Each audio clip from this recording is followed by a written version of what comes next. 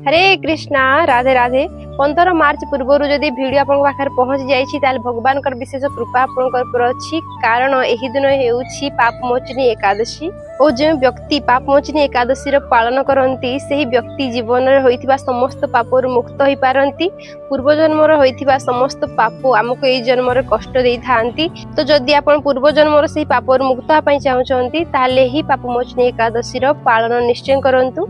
एकादशी पालन द्वारा जे केवल आपन पाप नष्ट हेबो ताहा नुहे, एकादशी पालन द्वारा आपन भगवान विष्णु अत्यधिक प्रिय हो जाती और आपन प्रत्येक संकट रु आपन भगवान विष्णु रक्षा करती। तो यही दिन विशेष करी आपन अन्न खाइबे नहीं। जे व्यक्ति एकादशी व्रत पालन करती से व्यक्ति भगवान अत्यधिक प्रिय हो जाती। ताहा सहित से व्यक्तिर जीवन में जहाँ भी असुविधा चली थाए भगवान से ही असुविधा को दूर करती और से व्यक्ति को समस्त संकट रक्षा करती। तो भूल रे भी यही दिन आपण अन्न खाइबे नहीं। यही दिन आपण फलाहार करि परिबे।